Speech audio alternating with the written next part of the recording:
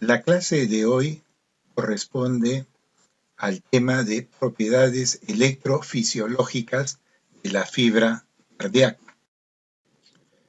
Hay que tener en cuenta que el corazón es un órgano, si bien muscular, contráctil, que tiene la función de bombear la sangre, esto está gobernado por ciertas propiedades eléctricas. La primera de ellas es la excitabilidad del músculo cardíaco.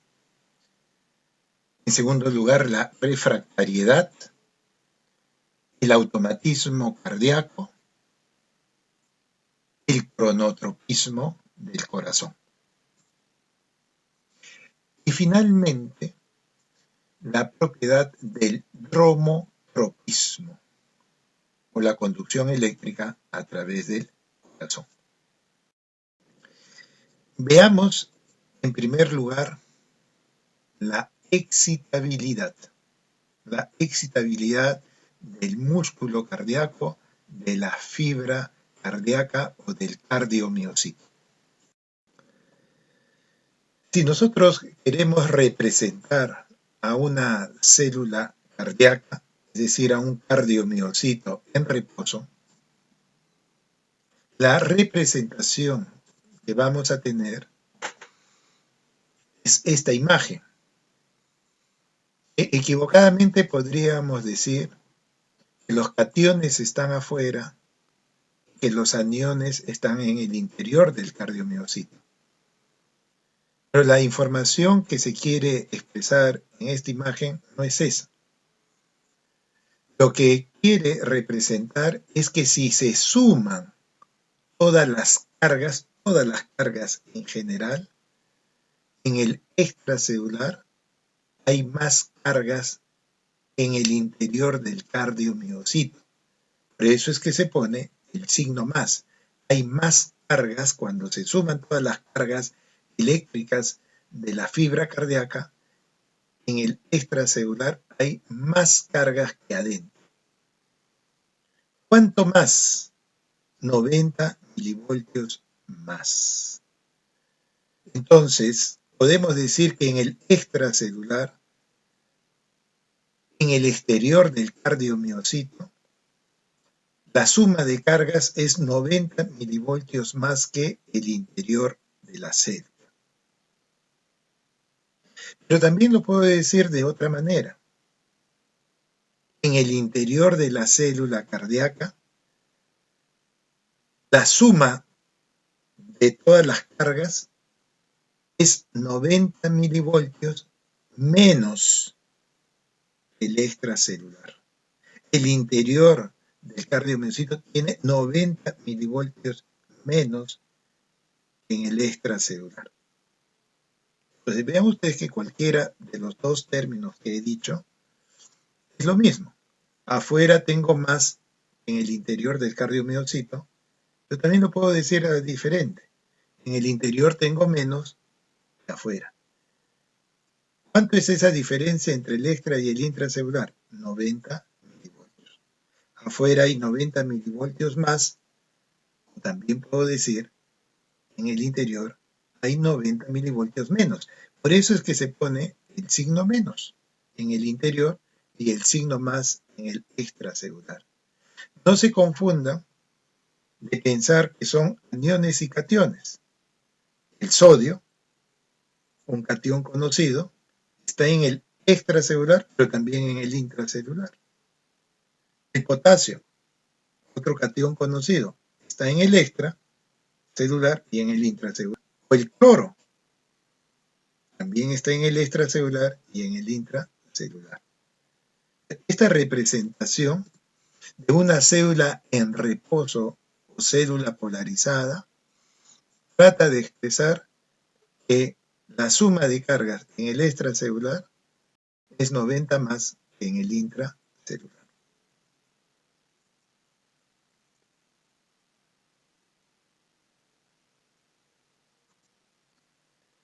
La diferencia que tienen que tener en el caso del músculo cardíaco es 90 milivoltios.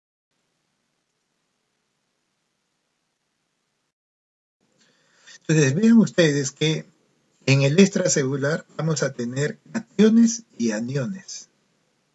Y en el intracelular también vamos a tener cationes y aniones.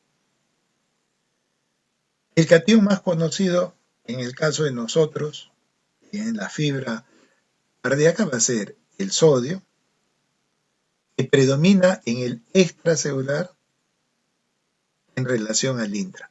Hay más sodio en el extracelular que en el intracelular. En cambio, el potasio predomina en el intracelular comparado con el extracelular.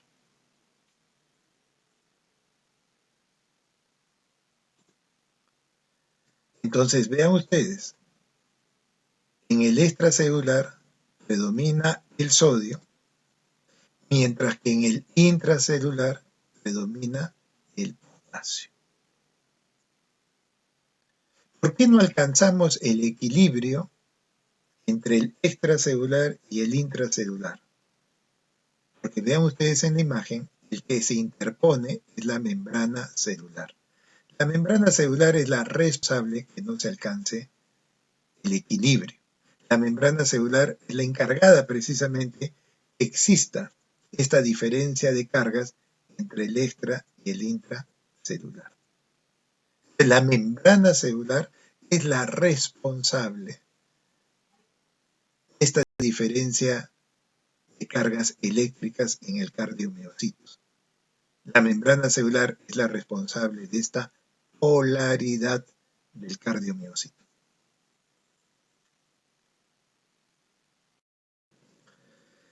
Producto de esta membrana celular, estamos viendo que hay diferencia de cargas. Y a eso se llama potencial de transmembrana. La membrana celular es la encargada que se genere esta disparidad de cargas eléctricas. Esta disparidad de cargas eléctricas es lo que viene a ser el potencial de transmembrana, porque es la membrana la que ha generado esto. Por eso vean ustedes cómo el sodio, en el extracelular tenemos 140.000 equivalentes, mientras que en el interior solo hay 10.000 equivalentes. Uno diría, el sodio debería entrar para alcanzar el equilibrio, sí, pero la membrana no lo deja. La membrana celular no permite eso. En el caso del potasio, en el intracelular tenemos 150.000 equivalentes, mientras que en el extracelular solo hay 5. Nuevamente, ¿por qué no se alcanza el equilibrio entre el extra y el intracelular? Porque la membrana no lo deja. ¿Y qué está generando esta membrana? Un potencial de transmembrana.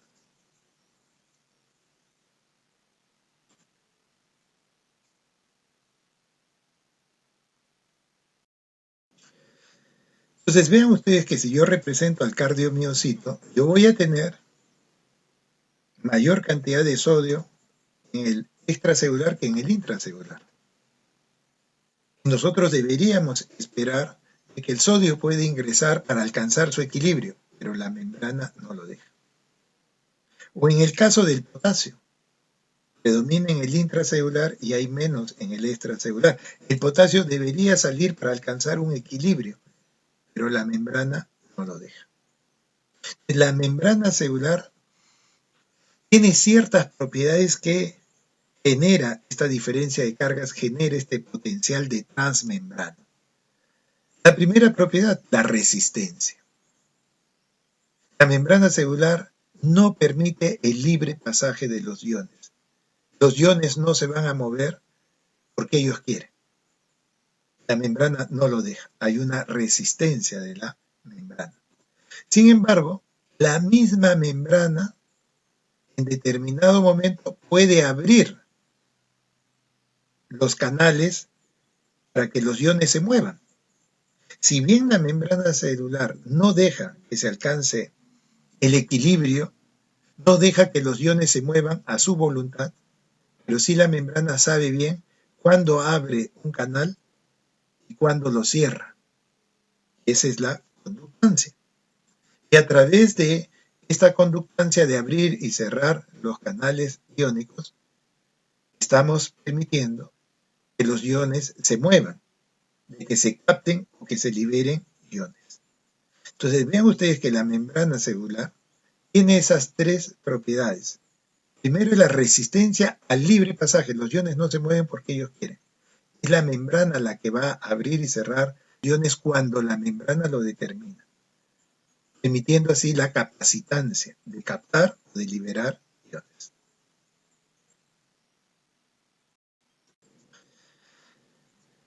Esta imagen ya la conocemos entonces. Cuando una célula está en reposo, cuando está esta célula polarizada, vamos a ver, hay una diferencia de cargas entre el extra y el intracelular. Ese es el potencial de transmembrana. En el caso del cardiomiocito, esa diferencia de cargas es de 90 milivoltios. Pues bien, ese potencial de transmembrana se llama también potencial de acción. Es lo mismo, potencial de transmembrana o potencial de acción. Producto de la membrana celular se genera esta diferencia de cargas.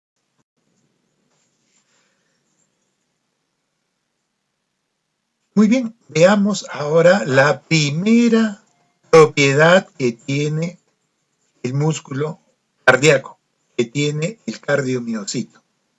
Es la excitabilidad, o también llamado vasmotropismo.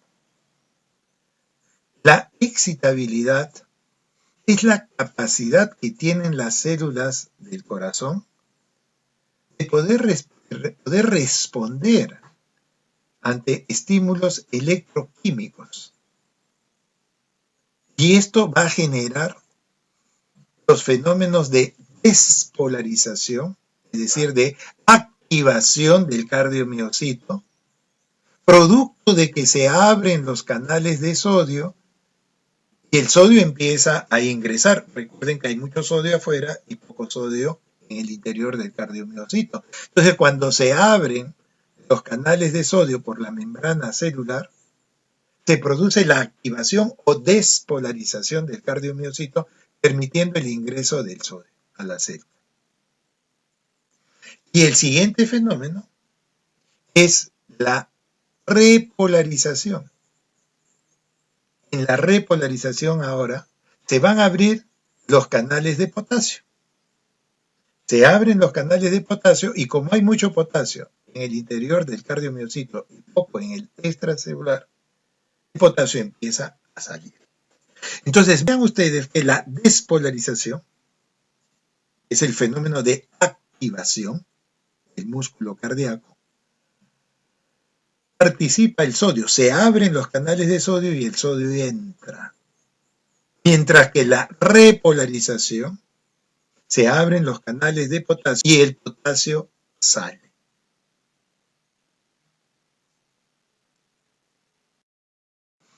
Esta es la representación del potencial de acción, el potencial que se genera a nivel de la membrana celular. Entonces vean ustedes que si nosotros tenemos esta representación que indica el potencial de acción, vean ustedes que iniciamos este proceso cuando la célula, el cardiomiocito, en su interior tiene 90 milivoltios menos que el extracelular. Acá lo que estamos estudiando es al cardiomiocito por dentro. En el interior, la suma de cargas es 90 menos el extracelular. ¿Cómo lo representamos?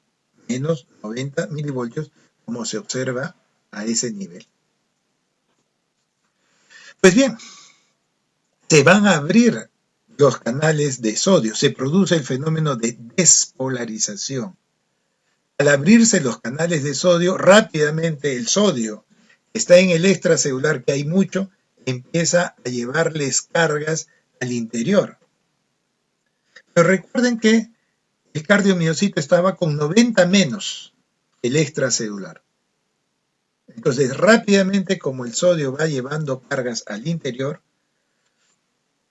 el cardiomiocito ya no va a estar en menos 90, Conforme va entrando el sodio estará en menos 70, en menos 50, en menos 10, y terminará este fenómeno de la despolarización cuando finalmente en el interior vamos a tener 25 milivoltios más el extracelular. Entonces, producto de la despolarización hemos pasado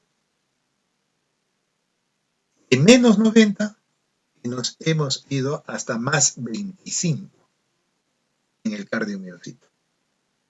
Y esto es una espiga, como ustedes pueden ver en la imagen. Ustedes pueden ver en la imagen.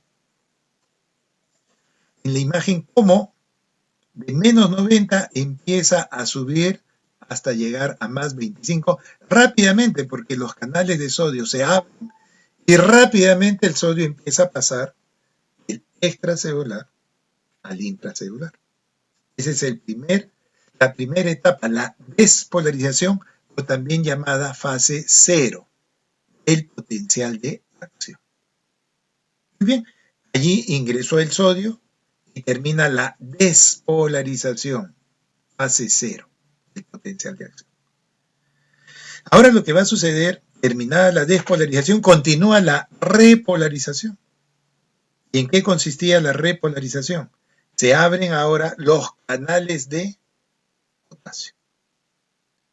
Y al abrirse los canales del potasio, recuerden que hay mucho potasio en el intracelular en relación al extracelular.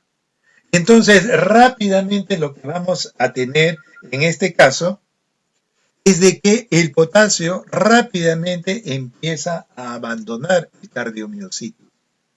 Empieza el cardiomiocito, de lo que estaba en más 25, empieza a perder cargas. Empieza a perder potasio. Y de más 25 bajará a más 20, a más 15, a más 10, empezando la primera etapa de la repolarización temprana. Es la llamada fase 1. En esta fase 1 se abren los canales de potasio, el potasio empieza a salir y de lo que la célula estaba en más 25 empieza a perder cargas. A más 20, a más 15, a más 5 y finalmente va a llegar hasta 0 milivoltios.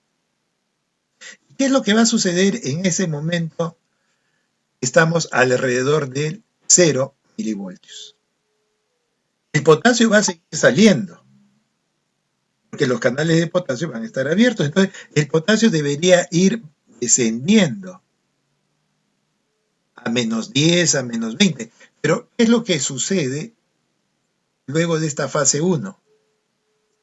Pues se abren los canales de calcio y el calcio empieza a ingresar. El calcio empieza a ingresar al interior de la célula.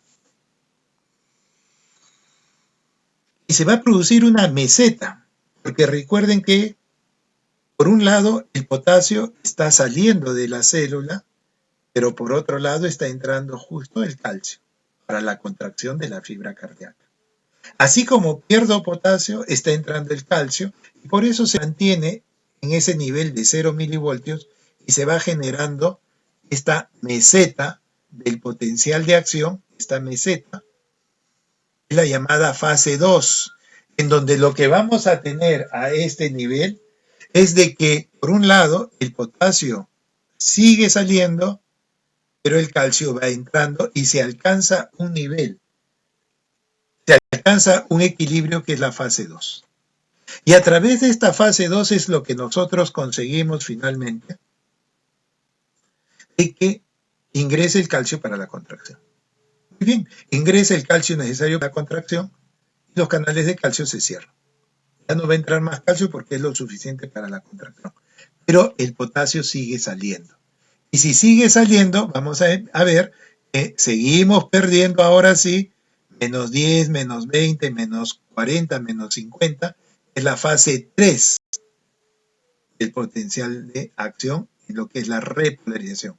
Fase 1, repolarización temprana, la meseta o fase 2, y después tenemos la fase 3 del potencial de acción, en que sigue saliendo el potasio hasta volver a estar en menos 90 milivoltios.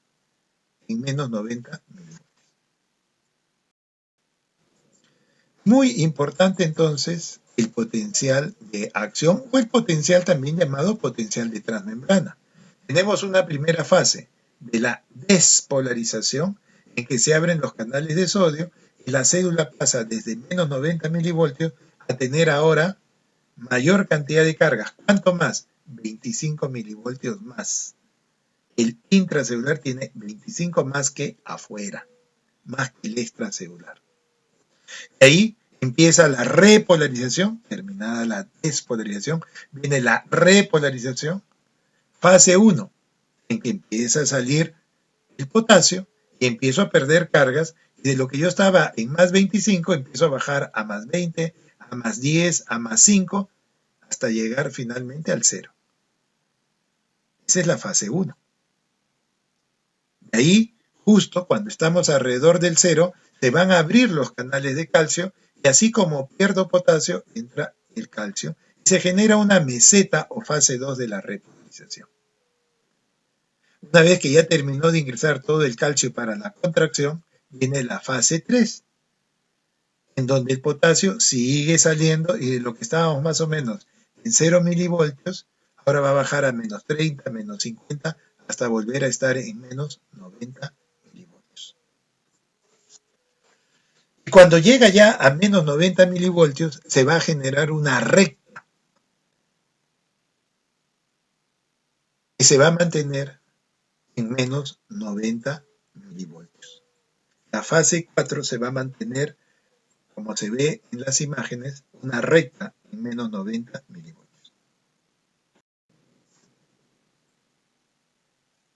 Vean ustedes, vamos a tener acá la célula en reposo, se despolariza y desde menos 90 pasa a más 25.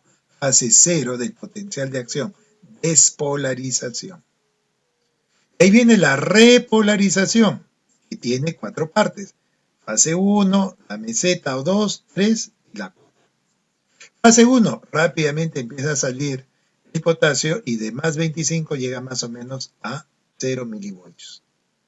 Cuando se llega a ese nivel, se van a abrir los canales de calcio, así como se pierde potasio, se alcanza un equilibrio, la meseta o fase 2.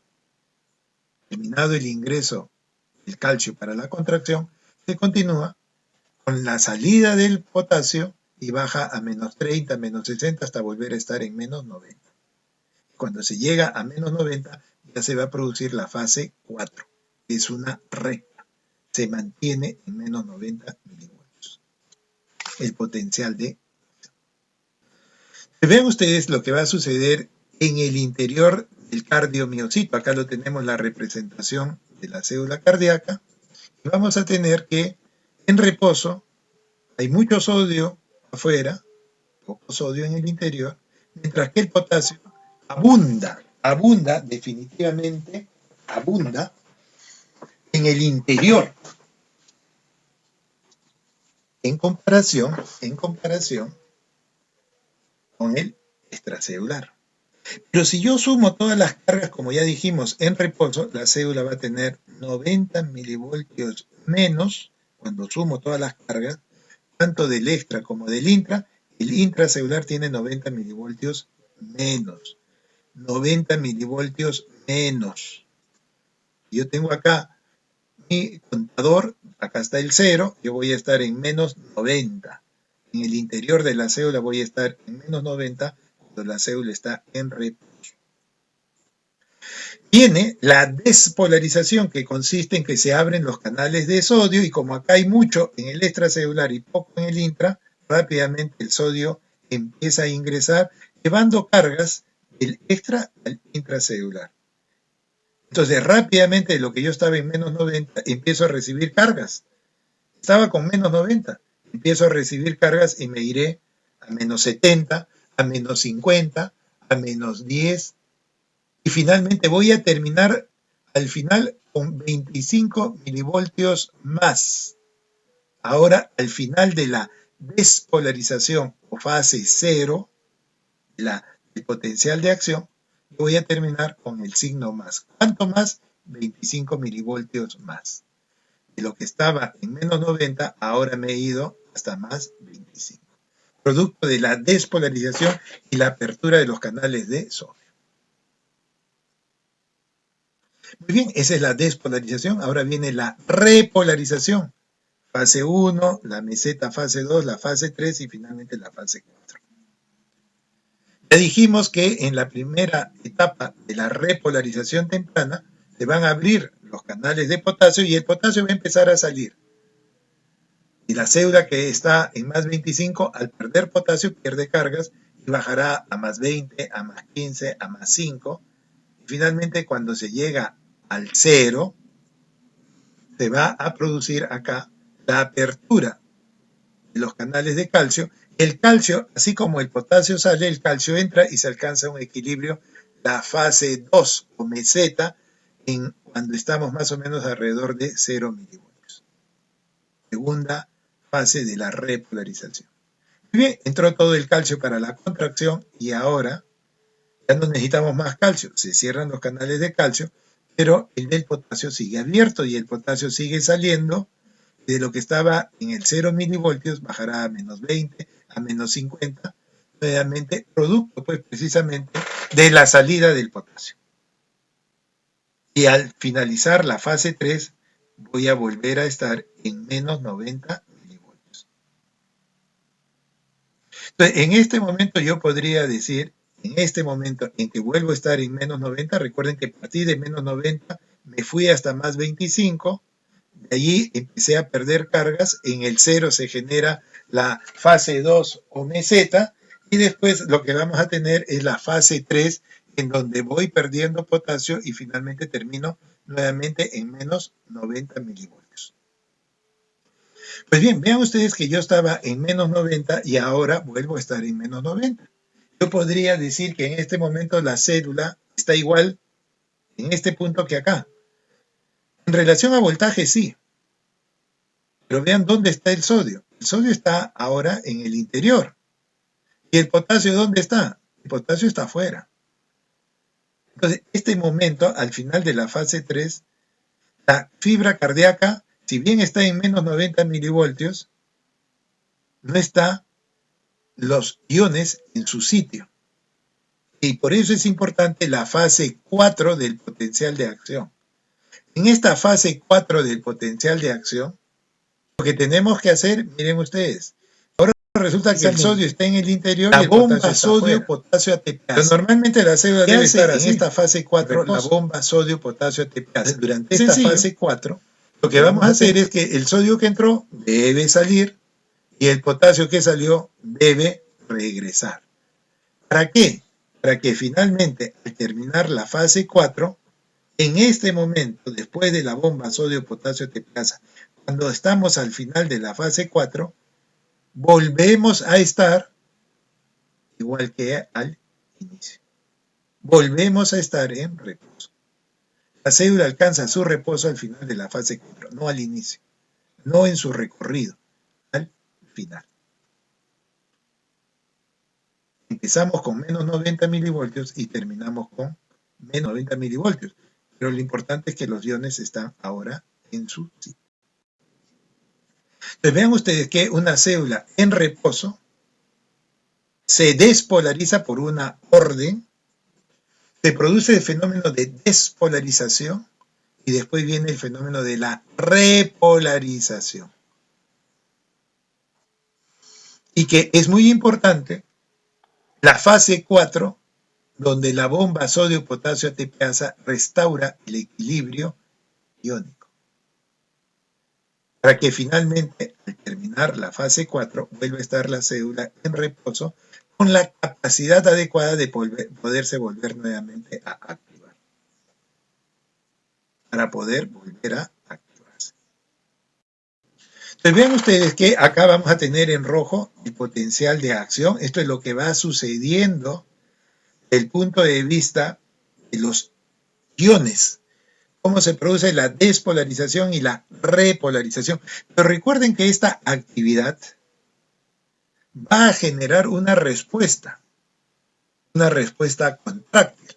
La orden eléctrica de decir que el músculo funcione hace que finalmente se produzca la orden mecánica. Primero va la orden eléctrica en rojo y después se acopla la respuesta contráctil o mecánica. Primero va lo eléctrico, después va lo... Entonces vean ustedes, conforme se va generando esta orden eléctrica de despolarización y de repolarización, vamos a generar una respuesta mecánica. Inicialmente el músculo se contrae y después se relaja. Obedece las órdenes eléctricas que se están produciendo en el músculo cardíaco. Recuerden que el corazón es un órgano muscular, pero tiene un sistema eléctrico que comanda y ordena a este músculo que genere una respuesta mecánica de contracción o de relajación. Pues bien, veamos ahora la segunda propiedad, la refractariedad. La refractariedad es otra propiedad electrofisiológica.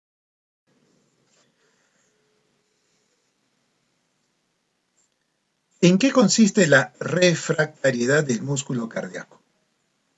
Es el periodo en que ningún estímulo va a generar un nuevo potencial de acción.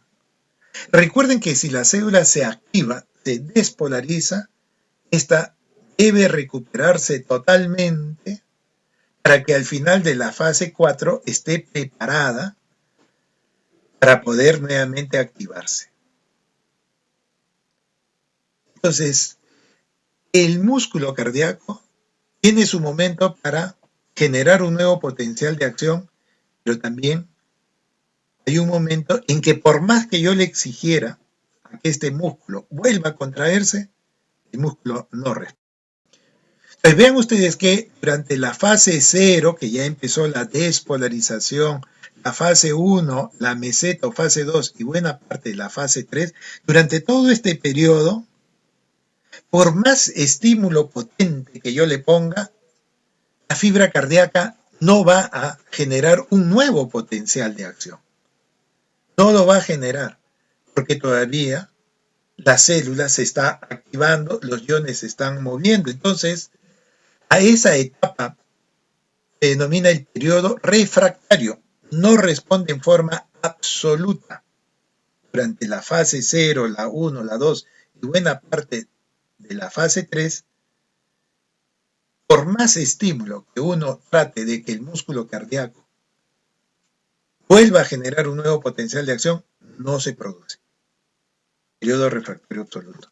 Sin embargo, vean ustedes que en la parte final de la fase 3, en la parte final, hay lo que se llama el periodo refractario relativo. Un estímulo muy potente en esta porción, un estímulo muy potente, ¿puede generar un nuevo potencial de acción? Sí. ¿Se puede generar un nuevo potencial de acción? Sí. ¿Pero será normal? La respuesta es sencilla. No. ¿Por qué? Porque el sodio está adentro y el potasio está afuera. Se va a generar un nuevo potencial de acción, pero anómalo, peligroso, que puede incluso matar a la persona. Entonces, no es que el músculo cardíaco pueda fácilmente responder en cualquier momento, no, tiene su momento.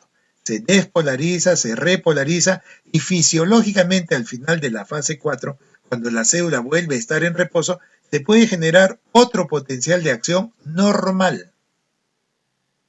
Pero hay una etapa, en la fase 3, al final de la fase 3, en que un estímulo muy potente sí puede generar un nuevo potencial de acción, pero recuerden que siempre es anómalo. Y será anómalo porque los iones están en su sitio. Veamos ahora el automatismo. El automatismo es una propiedad muy importante. El corazón está inervado por el sistema nervioso vegetativo. El sistema nervioso vegetativo controla todo nuestro organismo, regula el tubo digestivo, regula el corazón, regula los riñones, los pulmones. Hay un control del sistema nervioso vegetativo sobre todo el cuerpo. Pero si bien el corazón recibe órdenes de este sistema vegetativo, lo que debemos recordar es que el corazón tiene su propio sistema eléctrico y él es independiente del sistema nervioso vegetativo. Es cierto que el sistema nervioso vegetativo influye sobre el corazón, sí, pero él solo, y esto se ha hecho una serie de veces en pruebas, uno puede aislar el corazón, es decir, sacar el corazón y ponerlo en una solución salina y el corazón sigue latiendo. Ya no hay influencia del sistema nervioso vegetativo, uno corta todos los nervios y aísla este corazón y lo pone en una solución con sal, una solución salina, y uno observa cómo el corazón sigue funcionando. Y es que el corazón tiene el automatismo cardíaco, que es la capacidad de generar sus propios estímulos eléctricos. Es que el corazón tiene su propio sistema eléctrico, que está a cargo de ciertos. Estos nodos son células especializadas en generar estímulos eléctricos. Es como si fuera la pila, una batería que tiene el corazón. Es la que genera el automatismo. El corazón va a seguir contrayéndose aun cuando está denervado, cuando está retirado las fibras nerviosas vegetativas, porque el corazón tiene la capacidad de despolarizarse espontáneamente. Como les digo, eso está a cargo de unas estructuras que se llaman el sistema nodal. El sistema nodal es el sistema eléctrico del corazón. Y se llama nodal porque tienen dos nodos. Acá tenemos el corazón, la aurícula derecha, la izquierda, donde está desembocando la vena cava superior. A ese nivel está esta estructura, que no es una estructura contráctil, que no tiene por finalidad contraerse, es un conjunto de células especializadas eléctricas. Ellas son las que dan la orden para que todo este corazón funcione. Es el nodo sinusal. Pero vean cómo es la naturaleza. Si este nodo sinusal falla, todavía el organismo nos da un segundo nodo, el nodo auriculoventricular, que debe su nombre porque justo está entre las aurículas y los ventrículos. Este nodo auriculoventricular es como si fuera una batería accesoria, es una batería de emergencia.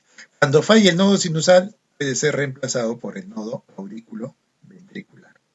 Entonces vean ustedes que este sistema eléctrico está a cargo de dos nodos. El nodo sinusal, que es el marcapaso fisiológico, es el que marca el ritmo, la despolarización del músculo cardíaco. Y que cuando él falla por algún motivo, tenemos a alguien que lo puede suplir. El nodo auriculoventricular, que también son células eléctricas muy parecidas al nodo sinusal y que se encargan de reemplazar cuando el nodo sinusal deja de funcionar.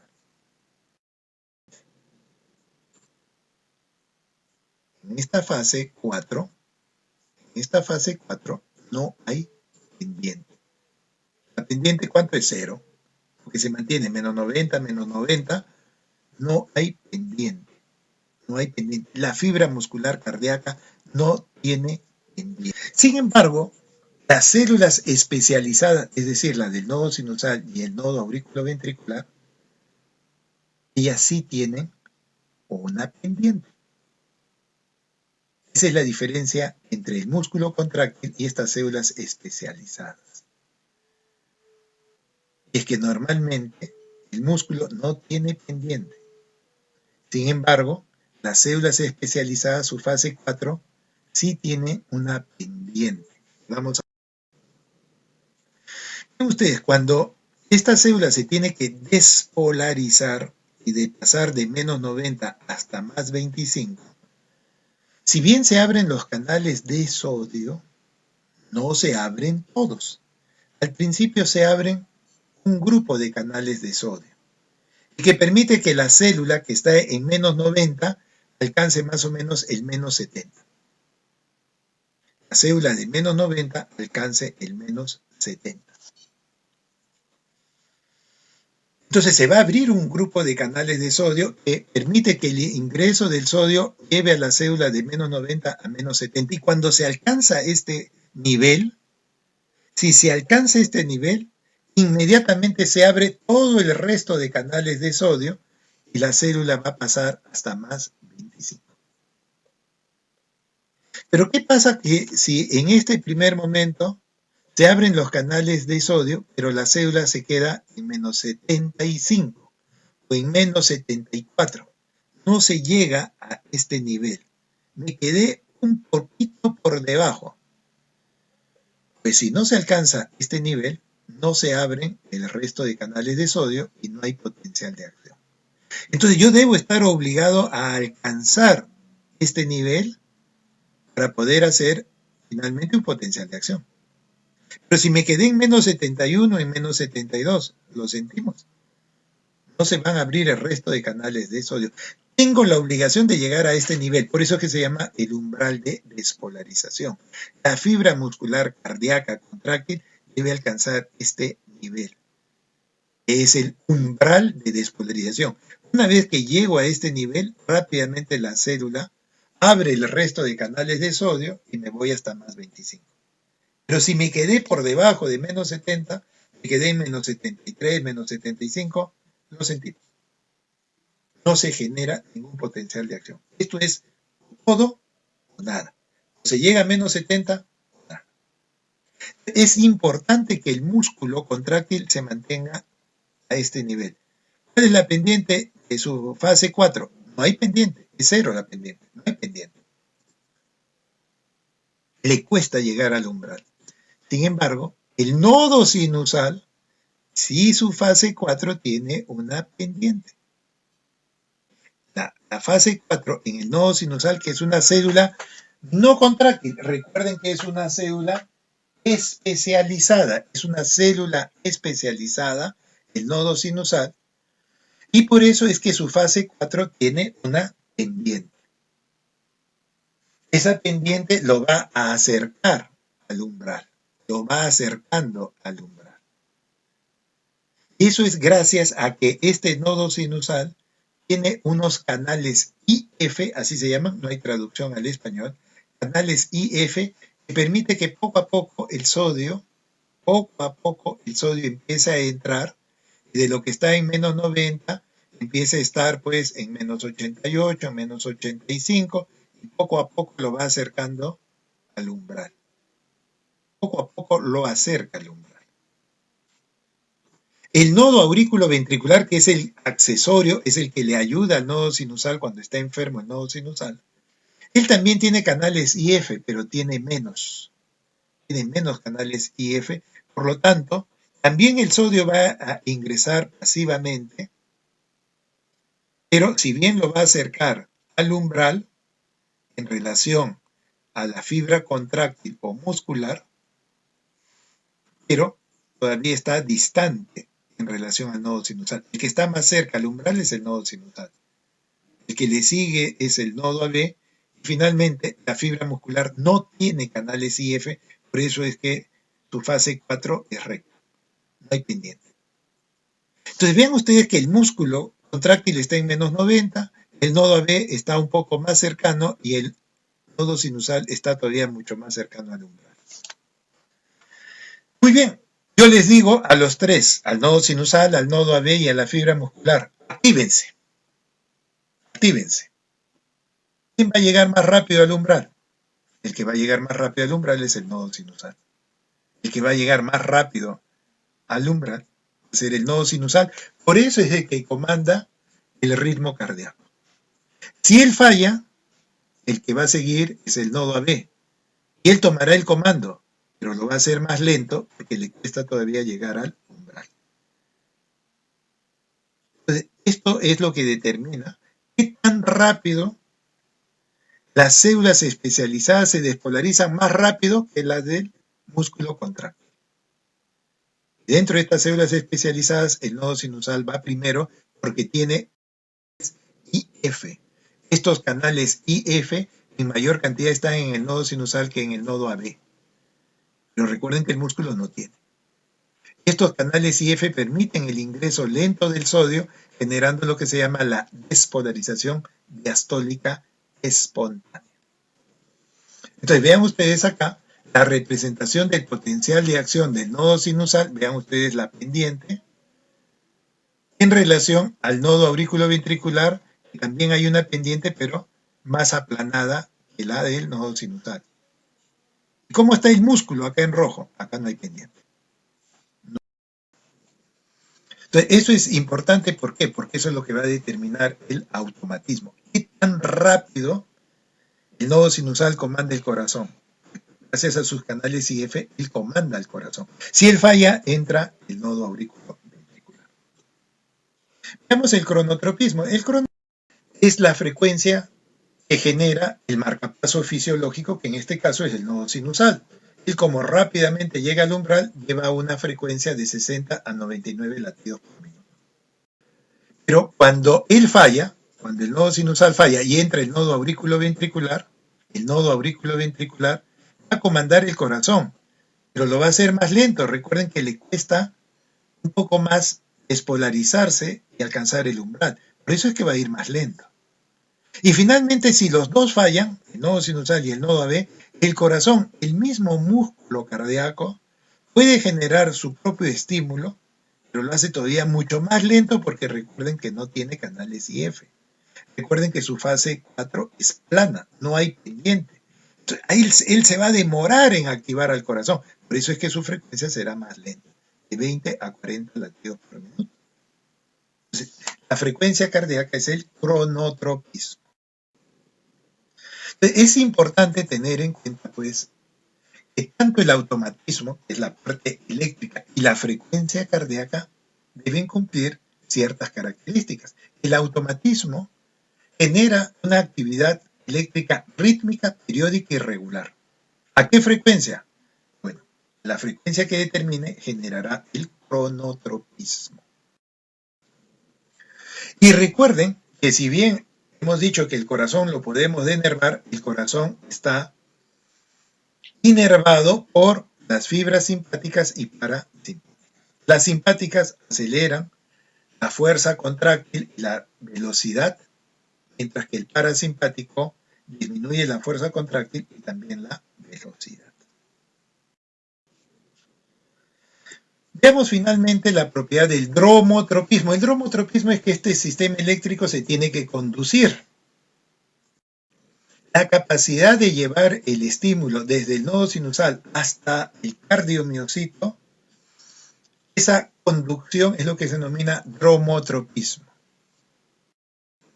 Ese dromotropismo que se inicia en el nodo sinusal y avanza a través de las aurículas a una velocidad más o menos de 1 metro por segundo, ¿sí?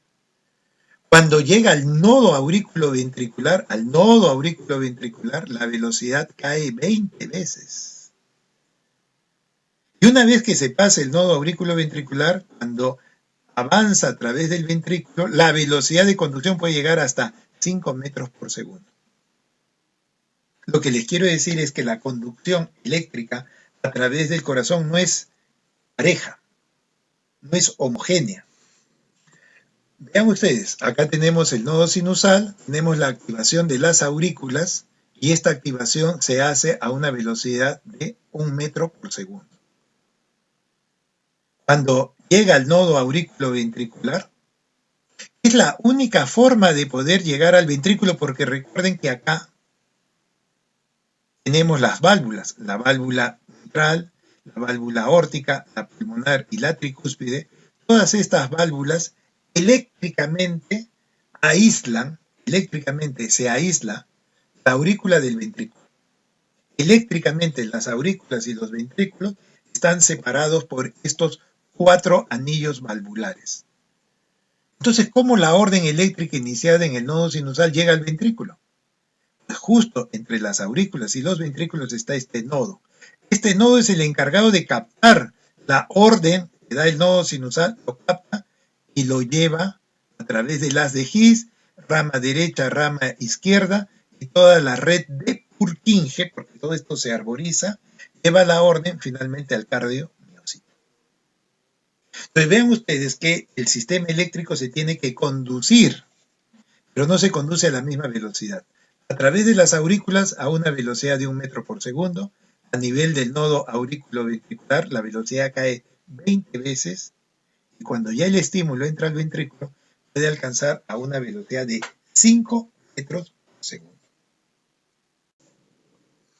Entonces, la actividad eléctrica a través del corazón tiene una propiedad que es el dromotropismo y que no es homogéneo en el músculo cardíaco.